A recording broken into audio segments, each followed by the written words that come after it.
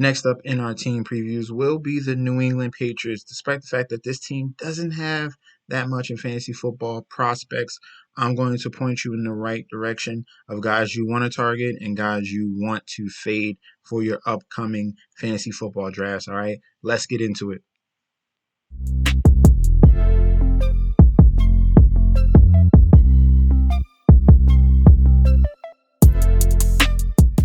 Hey, yo! Welcome back to the channel. It's your boy Chef D, and I'm here to give you the winning ingredients for your New England Patriots fantasy football draft team preview. All right, giving you the, I don't want to even say highs and lows of this team. They got one particular player we're going to really key in on for this New England Patriots side, but I'm going to deep dive into this team, giving you all the information you need about this team in your upcoming fantasy football drafts. But before we get into that, don't forget to like, comment, and subscribe to the channel. Follow me on Instagram and Twitter at MetsNetsJustD. And also don't forget about the TikTok at Chef_D91 as well. And do not forget about the Patreon if you need more DFS and betting advice. All of those links will be down below, okay? We are currently at 943 subscribers. Let's move that up to 1K. 1K will be the giveaway for that 1,000th subscriber, right? So continue to click that subscribe button. We're almost at our goal. And now let's get into this New England Patriots team draft preview. First up on the list for the New England Patriots will be the wide receiver Jakobi Meyers. Last year in 2021, finished solidly as a wide receiver 29. And I say solidly because he only gave you 2 touchdowns, all right? He's not much of a touchdown getter. He is an exceptional route runner, and he gets open and catches the ball at a very, very high clip. 126 targets last year, was healthy, had 83 receptions, 867 yards, and 1,200 air yards. So those are all the positives you want from Jakobi Meyers. He is a PPR plus, okay? In PPR leagues, definitely go get this man. He's currently going around ADP 134. That's a steal. Round 12, wide receiver 64.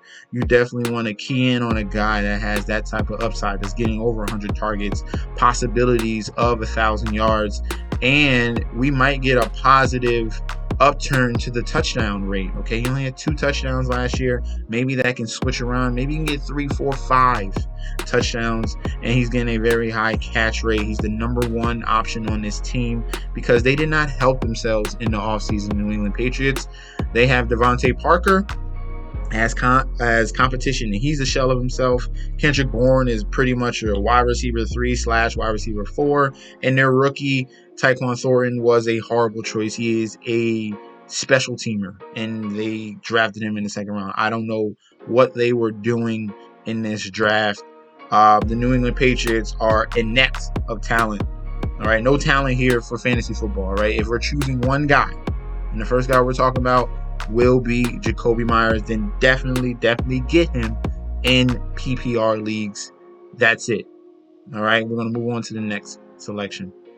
Next up on the list will be tight end position, Hunter Henry. All right, here, this guy coming over from the LA Chargers, got paid big with the New England Patriots. We know how Bill Belichick loves his tight ends, all right? And this team has 2 tight ends. Obviously, Jonnu Smith, very, very up and down. Hunter Henry emerged as the number 1 tight end and as the number 1 red zone target in this offense, okay? So we're looking at the red zone targets for last year for the New England Patriots. Hunter Henry came through with 10 completions, 18 targets, a 26% target share in the red zone, and 9 TDs. Now that variance can adjust. It either is going to go higher or go lower. Most likely it's going to go lower. At an exceptional year with 9 touchdowns. He's going super late at ADP 152. So you can consider him very late. Just know that that was an anomaly. Him getting those 9 touchdowns, especially in this type of an offense that's not going to be pass first.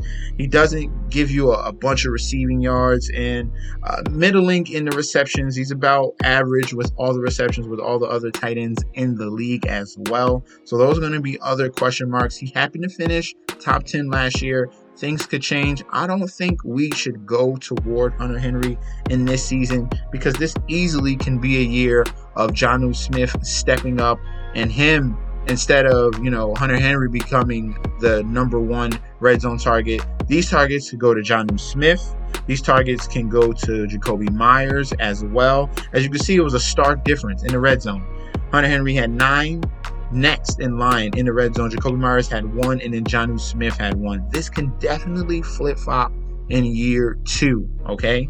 All right, they also paid Jonnu Smith as well, and he's just as athletic and a very good one-on-one tight end to have, okay? He has the speed, he has all the capabilities. So we're going to stay away from Hunter Henry. He's going super late, so if you have him, don't have him as your #1 option at the tight end position. Have him as a #2 option, just in case you need him in some fill-in weeks.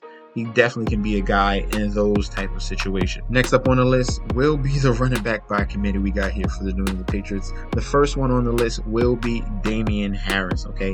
Damien Harris here had a great year in 2021. Definitely a sleeper, but we did not expect all of these touchdowns. So we had a high variance touchdown year for Damien Harris. He did receive 200 rushing attempts, almost 1,000 yards. Didn't even get to the 1,000 yards. Obviously, that was due to a little bit of the injury bug biting him for a couple of games, but still finished solidly at RB14, 4.6 yards per carry. Chipped in with a tiny bit of receptions. That's not his objective. He runs the ball at the beginning of the drive and finishes off the drive in the red zone. This is the guy that they rely on to get the ball in the end zone when you're goal-to-go situations. Finished with 15 touchdowns. Now, when you're looking at this from 2021 to 2020, there has to be a middle ground. You have 2 touchdowns all the way up to 15. So there needs to be a middle ground. So probably this year, most likely, I can probably guarantee it, that Damien Harris is going to finish around 9 to 10 in that range with the touchdowns for this year, because they have a stable of running backs. We go over to the #2 running back in this offense. Ramondre Stevenson had some exceptional games, okay? Ramondre Stevenson right here out of Oklahoma that they got last year in the 4th round. Very solid prospect here. He came in and had some very good games with the absence of Damien Harris, so he can take advantage of the situation in those occurrences. And also, when they're all healthy, he comes in and he was very, very efficient when he came in. Hits the hole with a ton of speed and power. Very bruising type of back. So if we had to choose here out of these 2 guys so far, we're leaning Ramondre Stevenson so far. If we're going to the 3rd back in this offense, that is veteran here in James White. Now, he got hit with the injury bug as well. He's going at an ADP of 215. This one is a PPR flyer, super, super late, but he's at an age where he's at 30 years old.